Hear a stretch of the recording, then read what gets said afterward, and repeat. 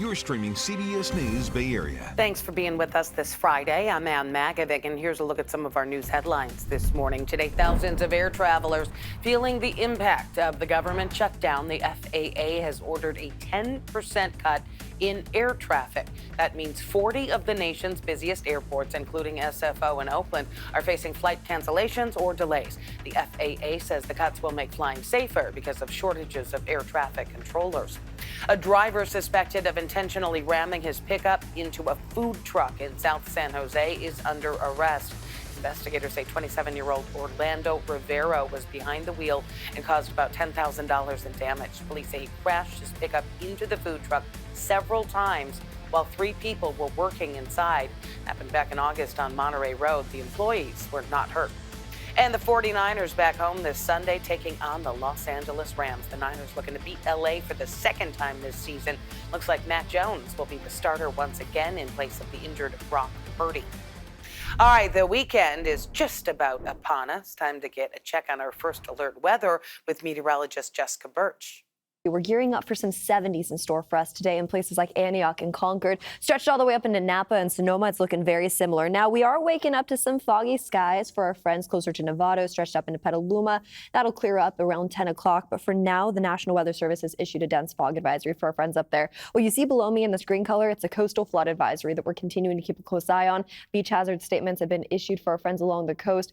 It is possible that we could see some coastal flooding as we head into the afternoon hours today. This is going to extend into our Saturday forecast too, so just be very careful out there, especially in those low-lying areas. Now, what I'm going to do is I'm going to pull up the Monterey Salinas map, and I want to show us our daytime highs down here too. And notice that green color continues all the way down into Santa Cruz, Monterey, Salinas area.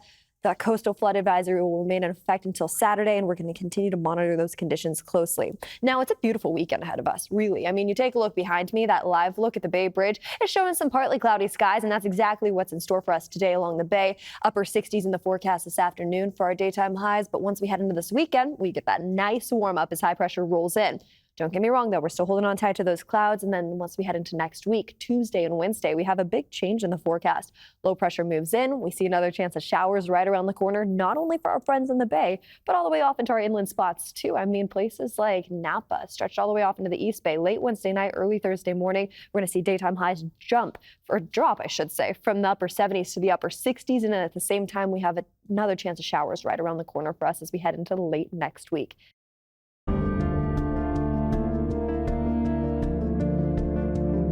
Well, today, airlines are canceling some flights at dozens of the busiest U.S. airports, including SFO in Oakland. The FAA has ordered a 10% cut in air travel as the government shutdown drags on. Here's a look at the 40 airports across the country that have been ordered to cut back their schedules or face fines. The cuts are happening in waves, starting at 4% today, then increasing to 10% next week. The Trump administration says the cuts are because of shortages of air traffic controllers. There's a higher level of fatigue with the controllers because they've been doing this for a long time as we've tried to mitigate the impact of the shutdown. But now when we see numbers go in the wrong direction, the data go in the wrong direction, we have to take preemptive action to meet our obligation. Veronica Macias has been at SFO all morning. Veronica, how are people faring there? Well, it's been busy here at SFO all morning, and we know that the airlines are cutting 4% of their flights here at SFO. And for airlines like United, that means cutting 10 out of those 300 planes that are going out daily. Now, we know they're also to regional airports like Las Vegas, Ontario, Los Angeles. And this government shutdown, it has no end in sight for airlines like United. Once they have to scale up to that 10% requirement by the FAA, that's going to mean a total of 250 flights for the entire company. Already here at SFO earlier today, we saw some bottlenecking at the counter checkpoint and also especially over at TSA. Things were very busy.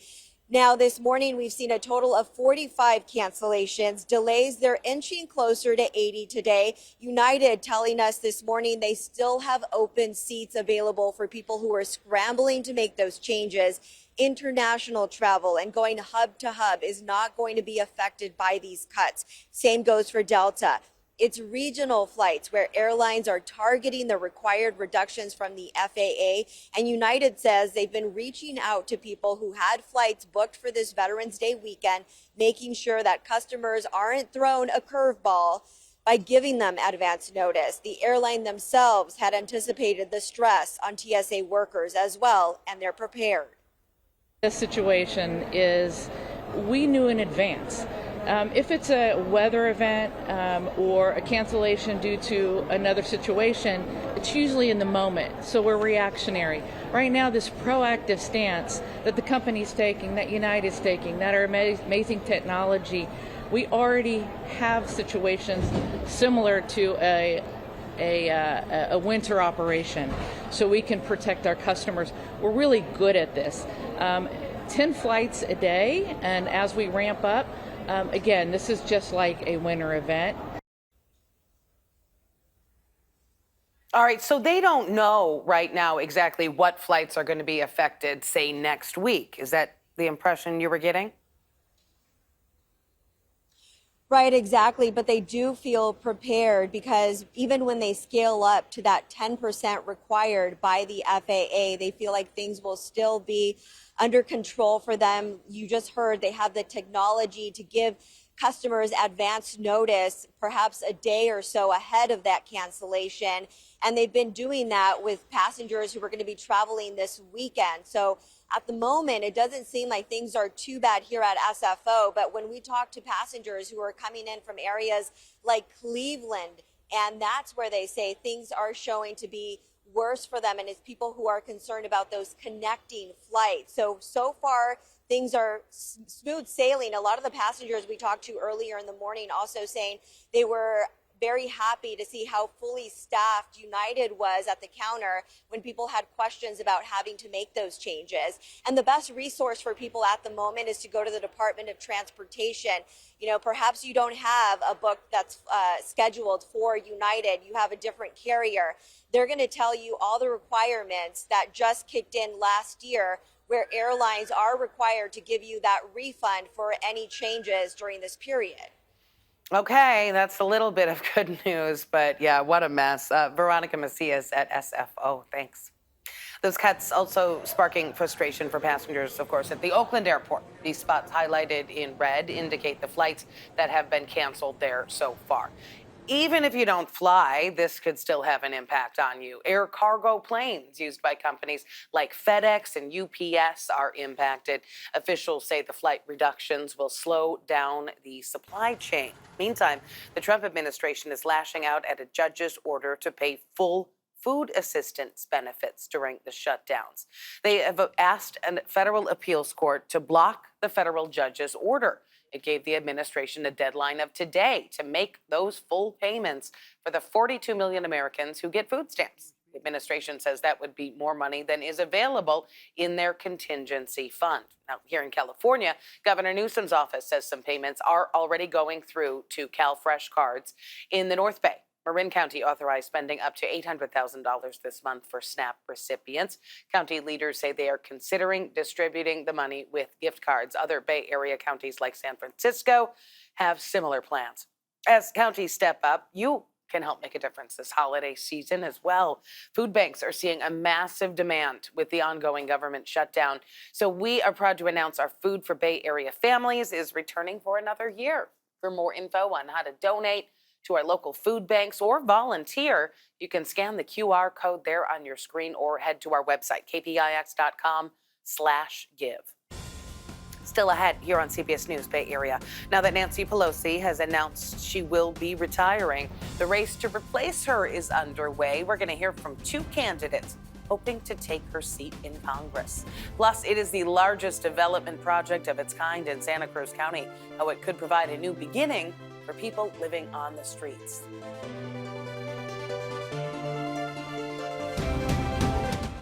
Well, it's Friday and we finally have some beautiful weather in store for us as we head into the next couple days. Sunny skies for us tomorrow, 70s on tap for us in our inland spots, anywhere from wine country stretched all the way down into the Santa Clara Valley. Tomorrow's the day to get out there and get some fresh air, especially into the afternoon hours. We're going to start seeing those clouds rolling back in as we head into Sunday and Monday of next week.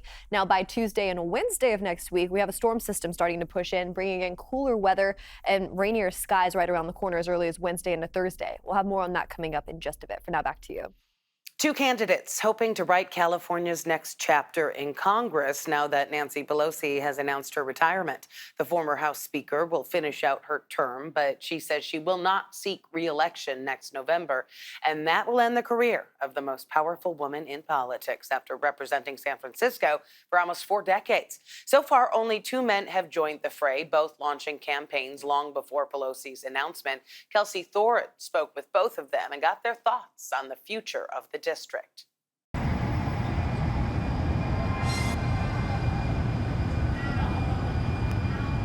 For the first time in 40 years, San Francisco will have a new representative in Congress after Election Day 2026. And whoever succeeds Nancy Pelosi knows they'll have some big shoes to fill. San Franciscans set the bar very, very high. And you need to have a moral compass and core values.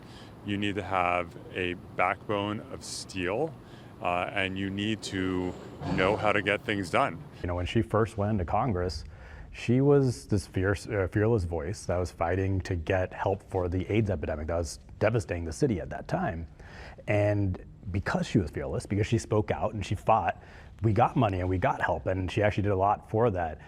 And, you know, what I sort of feel right now, when I look at the country right now, I think San Francisco needs that again. State Senator Scott Wiener and Choykot Chakrabarty, a former tech executive and chief of staff to Representative Alexandria Ocasio-Cortez, have thrown their hats in the ring. Both men are 30-plus years younger than Pelosi and lean farther to the left on the political spectrum. You know, I really don't think the divide and the generational change that's happening is about left versus center.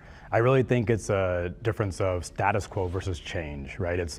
Are we going to have a new party of leaders who know how to fight to stop this coup and use every tool at their disposal to stop Trump right now? And will we have an actual vision to create an economy that works for people? You know, I'm proud to be running to represent San Francisco in Congress, and it would be just an incredible honor to take the work we've done around housing, healthcare, clean energy, civil rights to Washington. Caroline Heldman, a professor of politics at Occidental College, says whoever wins Pelosi's seat will have the eyes of not only the Bay Area, but the entire country on them. Given the fact that Nancy Pelosi is arguably the most powerful woman in U.S. political history, anyone who is taking her seat is going to get a lot of focus, at least during their first term in the House. Caroline expects there may be even more candidates that enter the race for Pelosi's seat, but no matter who wins next November, she expects they will have much more liberal views than the former speaker. It's something Caroline says is a sign of the times, but one that doesn't take away from Pelosi's legacy. I'm not sure she could get elected today, given her centrist position and the divisiveness in the country, but her leadership was so important in maintaining a balance of power between the legislative branch and the executive branch, and that balance does not exist today. Well, whether or not you agreed with her politics, Pelosi built a reputation as the congresswoman who got stuff done for San Francisco, and her fingerprints are all over the city. Jeff Sheehy is a former San Francisco supervisor. He was the first supervisor openly living with HIV. He says he didn't think he'd live past 40 and credits his survival to Pelosi. It was back in 1987 when she made her first appearance as congresswoman on the House floor, advocating for resources amid the AIDS epidemic in San Francisco. When I was first diagnosed in 97, I didn't have insurance. The medications had come in, and I wouldn't have been able to get to them except Nancy Pelosi had played such an instrumental role in getting these key pieces of legislation. In 2010, Pelosi led the charge in passing the Affordable Care Act that secured health insurance for millions of people, including Jeff. For much more on Pelosi's impact here in the Bay Area and in U.S. politics, you can go to our website, kpix.com, or download the free CBS News app. It is the first day on the job for San Francisco's newest supervisor. District 4's Bea Alcarez represents the Sunset, replacing recalled Supervisor Joel Engardio. Mayor Daniel Lurie appointed Alcarez as supervisor yesterday. She graduated from SI and is a 29-year-old lifelong Sunset resident. Now, she is taking on her first job in politics to try to unite the community she grew up in. Alcarez says she wants to do what is best. I don't want people to just feel included. I want to actually include them. As your supervisor, if that means working towards a compromise on the Great Highway, then that's what we'll do. If that means making an amendment to the family zoning plan to strengthen it and help us maintain local control, I'm prepared to take that action. It has been a couple of months since voters recalled Engardio over his support to transform the Upper Great Highway to Sunset Dunes. Lucas Lux, who is the president of the Friends of the Sunset Dunes, says after 5 years and 2 ballot measures, there's no question it should remain a park. If you bring cars back here, it is a park closure. You can't have park improvements. You rip out the skate park, you rip out the seating. Attendance during the pilot proved that people want to be at the coast, and building simple improvements for them to enjoy has already doubled attendance. In a statement, Vin Budhai, who founded Open the Great Highway, wrote, "We hope Supervisor Alcarez takes a different path than Engardio, one rooted in transparency, collaboration, and respect for the residents she serves." The process of finding a new sheriff in San Mateo County is down to 3 finalists. The person who's chosen is going to replace former Sheriff Christina Corpus, who was ousted last month amid misconduct allegations. Each of the finalists has extensive law enforcement experience. They include Kenneth Binder, the interim police chief of Gilroy, David Lazar, a former assistant chief in San Francisco, and Brian Win-Hyun Travis, the current police chief in the Solano Community College District. They are set to take part in a public forum Monday night, and then the board plans to choose a new sheriff 2 days later. The largest development project of its kind in Santa Cruz County has hit a milestone. It just passed the halfway point. When finished, leaders think it will play a key role in getting homeless people off the streets. Our Max Darrow got a tour. As is the case with Bay Area counties, Santa Cruz is on the hook to build more affordable housing, and they're also trying to shrink their homeless population as well. And leaders here are optimistic this project that's nearing the finish line is going to make a big difference. For anyone living on the street, life can be both simple and complex. This man knows both realities. 7 years, I think. He is one of the nearly 1,500 homeless people living in Santa Cruz County.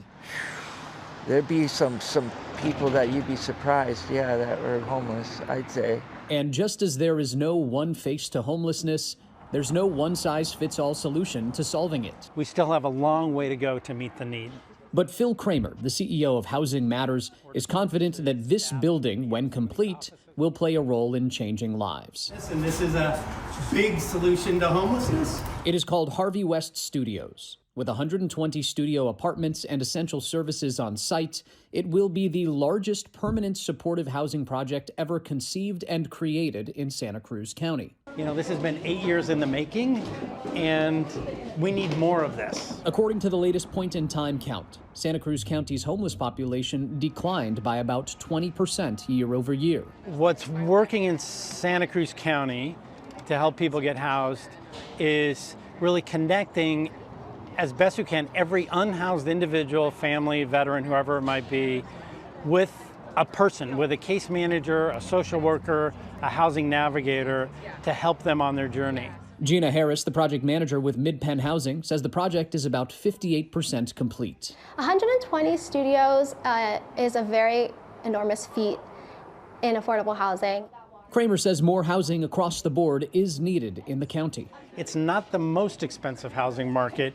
It is the least affordable comparing area median income rents with income.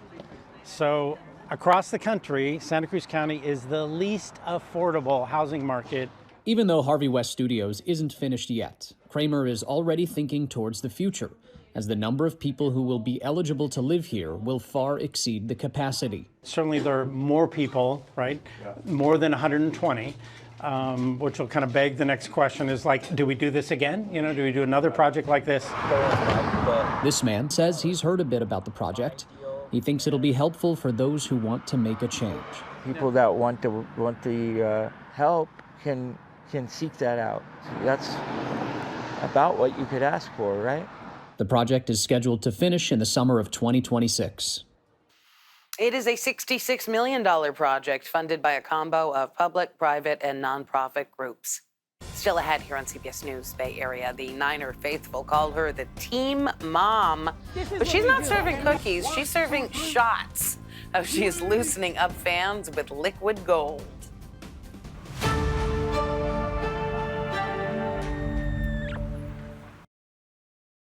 Daytime highs today, sitting in the 70s, not bad for us, widespread throughout these inland areas. I want to head over into the coastal fast and talk about a couple things that are going to look different for us today, though. If you live along our coastal communities, if you commute along our coastal communities, it's going to be a little bit more tricky for us today. Those tidal conditions are a little bit worse. We're seeing a localized chance of flooding just in communities along our shoreline, so be very careful out there today. Also, a beach hazard statement in effect, too. We're going to continue to monitor that closely. Take a look. This stretches all the way down into Santa Cruz, all the way over into Monterey, too. So that's what we're keeping a close eye on.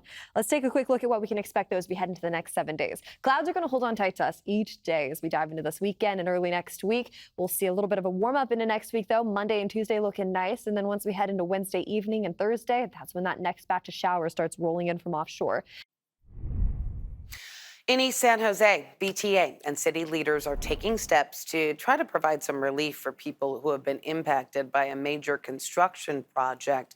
The East Ridge to BART Regional Connector will eventually connect BTA's Alum Rock Light Rail Station to the East Ridge Transit Center, and that is where commuters can grab a connection to the Milpitas BART station.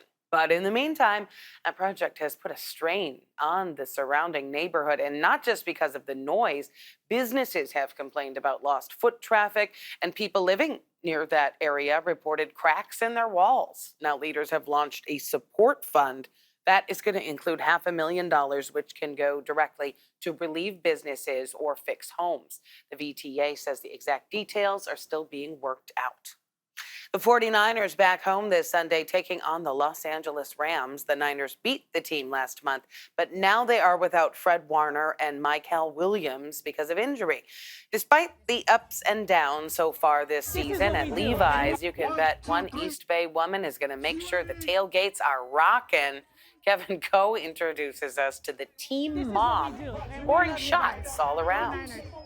1, 2, 3. What goes up always comes down when you're tailgating with Lydia Sosa. This is what we do, and we love you guys. Go Niners. Lydia is the vice president of the Niner Empire's Hayward chapter. This is our little tailgate right here, and we just want people to come in, enjoy themselves, love the Niners as much as we do. On game days, she's the team mom. But instead of handing out orange slices, she's pouring out shots of Gold Bar. She and her family have been tailgating since Candlestick, so she knows what it's all about. The drinking. No, seriously, the drinking is very good, but no, the tailgate, the camaraderie, the family. I mean, I got people that I consider family coming through. They're not my family, but I love them. I love everybody that comes around. She's not kidding. Even if you're wearing the wrong logo, it doesn't matter to the Niner Empire or Lydia. There's a lot of out-of-towners. We want them to have fun and experience our Niners. I want to make sure they have a good time when they come, not be lonely out here saying, I don't know nothing. We make sure we get together and make it a family thing. Of course, getting together like this more often is in the hands of the team they're here for. Injuries aside, Lydia has faith that she'll be back pouring out more Gold Bar in January. It's killing us with the injuries, but I think we have chances to make it to the playoffs for sure. 100%, we're going to be there. I need people to get healthier and come back. That way we can have our Super Bowl this year. Well, for more on this weekend's matchup, join Matt and Vern Glenn for their weekly Red and Gold report tonight, 7:30 on KPIX and streaming on the free CBS News app. Coming up in our next half hour here on CBS News Bay Area, when San Francisco was in ruins after the Loma Prieta earthquake, she jumped into action. How Nancy Pelosi guided the city through some of its toughest times.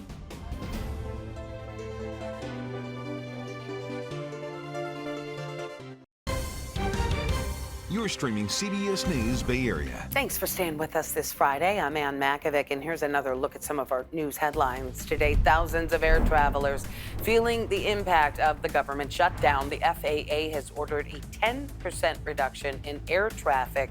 That means 40 of the nation's busiest airports, including SFO in Oakland, are facing flight cancellations or delays. The FAA says the cuts will make flying safer because of shortages of air traffic controllers. Police in Oakland investigating a shooting outside of a gas station that killed 2 people. Happened on 98th Avenue at around 11:30 yesterday morning. When officers got there, they found the 2 men who had been shot, and they both died at the scene. Police have not released any information on potential motive or suspects. And the 49ers back home this Sunday, taking on the Los Angeles Rams. The Niners looking to beat LA for the second time this season. Looks like Mac Jones is going to be the starter once again, in place of the injured Brock Purdy. All right, the weekend is just about here. Let's get another check on our first alert forecast with meteorologist Jessica Birch.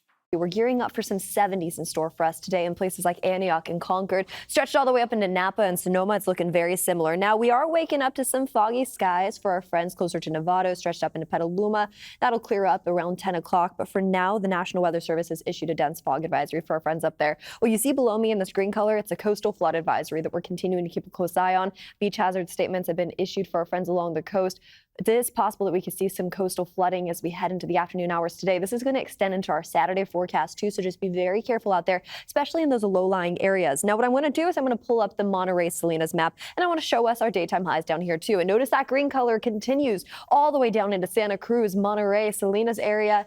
That coastal flood advisory will remain in effect until Saturday, and we're going to continue to monitor those conditions closely. Now, it's a beautiful weekend ahead of us, really. I mean, you take a look behind me, that live look at the Bay Bridge is showing some partly cloudy skies, and that's exactly what's in store for us today along the Bay. Upper 60s in the forecast this afternoon for our daytime highs, but once we head into this weekend, we get that nice warm up as high pressure rolls in. Don't get me wrong, though. We're still holding on tight to those clouds. And then once we head into next week, Tuesday and Wednesday, we have a big change in the forecast.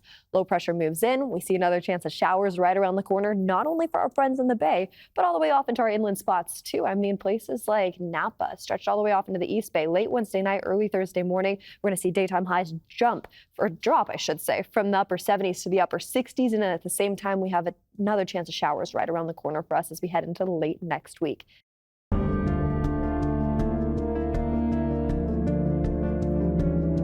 Well, today is day 38 of the government shutdown, and passengers are feeling the pain at the airport. Major airlines starting to cancel some flights at some of the nation's busiest airports. The cuts are in response to air traffic controllers' shortages.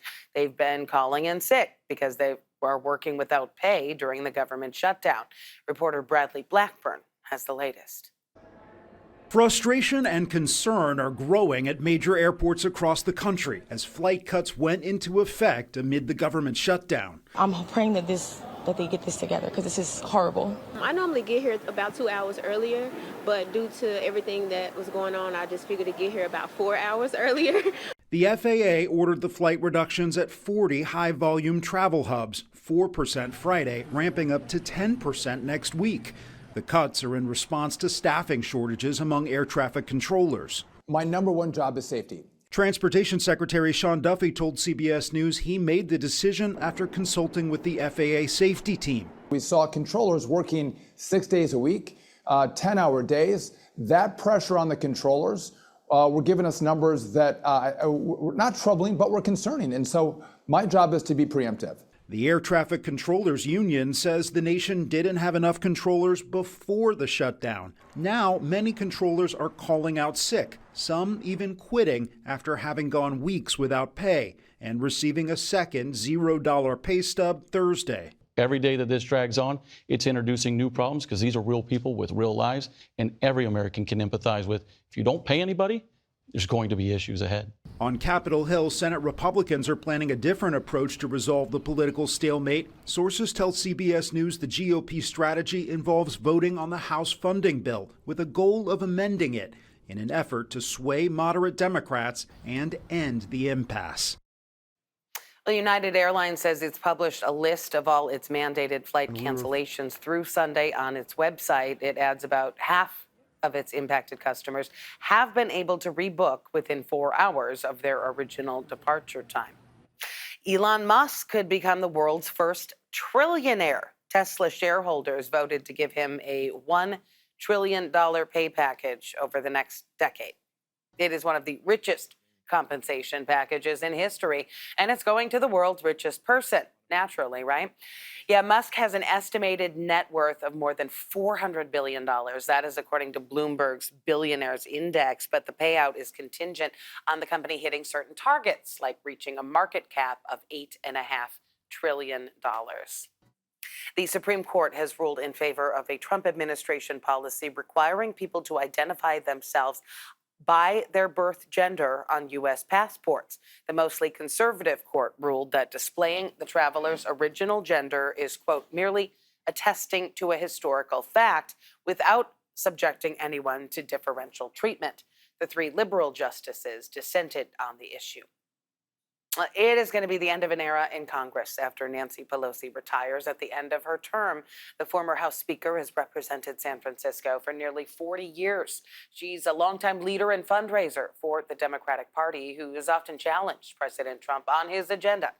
A lot of Pelosi's work is visible in San Francisco today. She helped establish the Presidio Trust and brought in millions of federal dollars to strengthen the Golden Gate Bridge. Pelosi also played a key role in securing funds to help fight HIV and AIDS during the epidemic. Elizabeth Cook has more on Pelosi's lasting legacy here in the Bay Area and beyond. To the first woman speaker in our history, the gentlelady from California, Nancy Pelosi. And in 2007, just like that, with the passing of a gavel, a ceiling was shattered and history was made. Nancy Pelosi became the most powerful woman in the United States. I accept this gavel in the spirit of partnership, not partisanship. Her journey in the halls of power lasted almost 4 decades and turned Pelosi into a Democratic icon, often vilified by her enemies. I have been the victim of massive Republican ads. I don't believe that your opponents should choose your leaders. Pelosi was born into politics, the youngest of 6 children. Her father represented Maryland in Congress and became the mayor of Baltimore. Her mother mentored her in politics. Pelosi worked as a kid in her father's office. It's where, as former KPIX reporter Hank Plant found out, she learned how to keep score. Nancy's job was to write down all the favors that were asked. She kept score. She kept the score. In the 70s, Pelosi moved to San Francisco and became friends with San Francisco Congressman Phil Burton. When Burton died, his wife Sala was elected to his seat. When Sala decided not to run for re-election, she endorsed Pelosi. It was a brutal campaign, but Pelosi prevailed. She was 47 years old when she first ran for office, which was in 1987. Mr. Speaker, I'm saddened and outraged. In 1987, Nancy Pelosi arrived in Congress and set her priorities. Her legislative accomplishments were many, including HIV/AIDS funding, the Affordable Care Act, and the Dodd-Frank Act, which implemented Wall Street reforms. Pelosi always brought home the bacon. A case in point, the 1989 Loma Prieta earthquake, which devastated her hometown. There will be about 14 disaster assistance centers set up in the afflicted area in the entirety of Greater Bay Area, Northern California. Pelosi secured billions of dollars to help rebuild infrastructure, address community needs, and seismically retrofit bridges. Some controversies have also dogged her, including accusations that she and her husband Paul benefited from insider information about a stock. She denied the claim. 60 Minutes attended a press gaggle to ask her about it. Do you think it's all right for a speaker to accept a very preferential and favorable stock deal? Well, we didn't vote for a wall. Other controversies include her contentious public relationship with President Trump. The heated political climate has led to increased threats against her and a violent attack on her husband. Remember, the most feared Democrat in the nation for Donald Trump was Nancy Pelosi. And I think the Democratic Party is harmed by Nancy not being there. It's no surprise Nancy Pelosi loves her hometown. Thank you, San Francisco, for trusting me to be your voice in Congress. May God bless you, and may God bless the United States of America. Well, San Francisco's AIDS Memorial Grove in Golden Gate Park is one of Pelosi's lasting contributions to her city. She sponsored the bill to officially designate it as a national memorial. Again, for much more on Pelosi's impact here in the Bay Area and in U.S. politics, you can go to our website, kpix.com, or download the free CBS News app. Coming up next here on CBS News Bay Area. Halloween is over, so if you still have that pumpkin sitting out, it is time to ditch it. We're going to have the best way to take care of that and the planet. Start your day with us and open your world. Time to open up those windows and get this day started. The power of CBS News. It is a historic day in news. Taking you around the globe, across the country. With Federal, live, and into your community. To the South Bay, major changes. And Bay Area weather from a whole new perspective. Let's head underneath this cloud layer. CBS News Bay Area's Morning Edition. Weekdays at 6 on KPIX. Well, it's Friday and we finally have some beautiful weather in store for us as we head into the next couple days. Sunny skies for us tomorrow, 70s on tap for us in our inland spots, anywhere from wine country stretched all the way down into the Santa Clara Valley. Tomorrow's the day to get out there and get some fresh air, especially into the afternoon hours. We're going to start seeing those clouds rolling back in as we head into Sunday and Monday of next week. Now by Tuesday and Wednesday of next week, we have a storm system starting to push in, bringing in cooler weather and rainier skies right around the corner as early as Wednesday into Thursday. We'll have more on that coming up in just a bit. For now, back to you. On today's Project Earth, tens of millions of pumpkins were carved up for Halloween. And now, as Julia Goodrich reports, if you're trying to figure out what to do with your old jack-o'-lantern, you are not alone.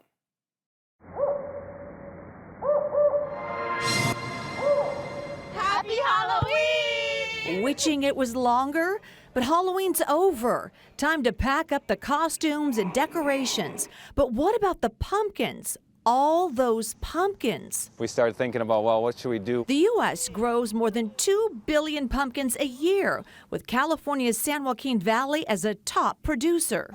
But we dump a lot of our jack-o'-lanterns in all the wrong places. More than 80% of them are thrown into landfill, and that creates a potent greenhouse gas known as methane.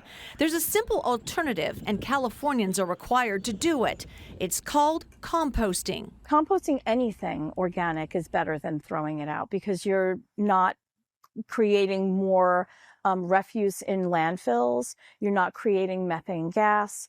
And it's better for your compost pile to have more organic material in it. Composting your pumpkin puts essential nutrients back in the soil and helps new plants to grow.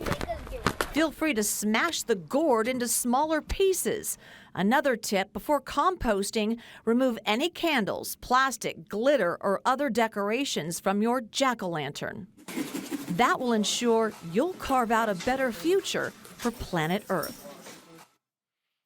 For more Project Earth stories like this one, head to our website, kpix.com. Well, Thanksgiving now right around the corner, and this year's turkey might cost a bit more. That is because, according to the American Farm Bureau Federation, the U.S. turkey population is at its lowest level in nearly 4 decades. That is because, in part, many of them have had to be killed because of outbreaks of avian flu. The USDA expects turkey prices to be 40% higher than last year, but despite the tighter supply, industry experts don't anticipate any turkey shortages.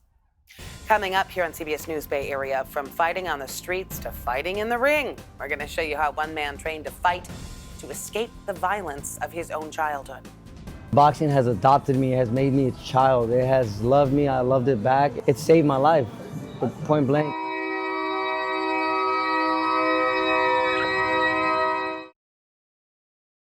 Daytime highs today, sitting in the 70s, not bad for us, widespread throughout these inland areas. I want to head over into the coastal fast and talk about a couple things that are going to look different for us today, though. If you live along our coastal communities, if you commute along our coastal communities, it's going to be a little bit more tricky for us today. Those tidal conditions are a little bit worse. We're seeing a localized chance of flooding just in communities along our shoreline, so be very careful out there today. Also, a beach hazard statement in effect too. We're going to continue to monitor that closely. Take a look. This stretches all the way down into Santa Cruz, all the way over into Monterey too. So that's what we're keeping a close eye on. Let's take a quick look at what we can expect as we head into the next 7 days. Clouds are going to hold on tight to us each day as we dive into this weekend and early next week. We'll see a little bit of a warm up into next week though. Monday and Tuesday looking nice. And then once we head into Wednesday evening and Thursday, that's when that next batch of showers starts rolling in from offshore. Well, starting over in a new city is not easy, but for some, it's a necessity. Laureen Ayub introduces us to a man who fought to forge a new path for himself here in the Bay Area through the power of boxing. Here in Redwood City, Undisputed Boxing Gym is not just working out the body. It's focusing on total wellness, mind, body, spirit. Some gyms offer more than just fitness. Some provide a way forward. For pro fighter Victor Pacias, Undisputed Boxing Gym has done exactly that. So much so that he left behind his life in East LA and created a new beginning in the Bay Area with his coach, Brian Schwartz. This is the gym that brought me from Los Angeles to the Bay Area. That move from south to north changed the entire trajectory of his life. Growing up surrounded by gang violence, Pacias says the Bay taught him how to thrive, not just survive. There's been very, very hard times, moments where we've had to live in uncomfortable circumstances, very uncomfortable circumstances, eating oatmeal at night.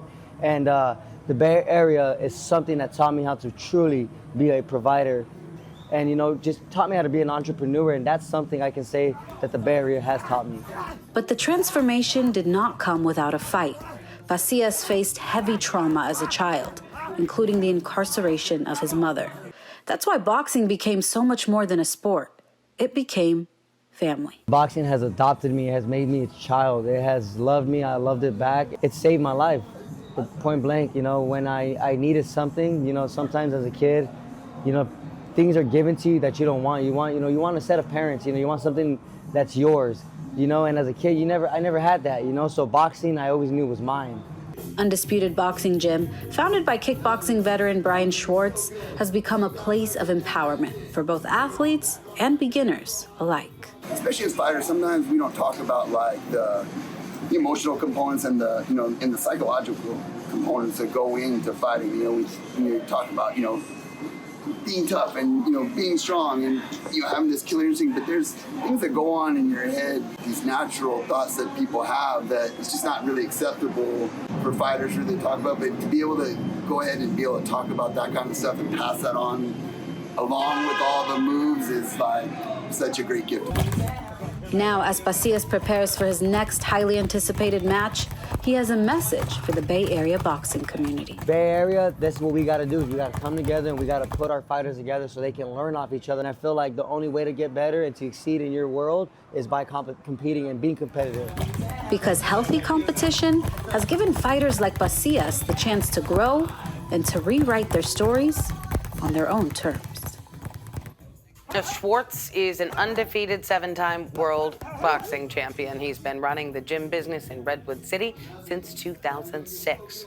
The Grammy nominees have just been announced, and Kendrick Lamar leading the pack. The hip-hop star is up for 9 trophies, including Song, Record, and Album of the Year. Lady Gaga following closely behind with 7 nominations.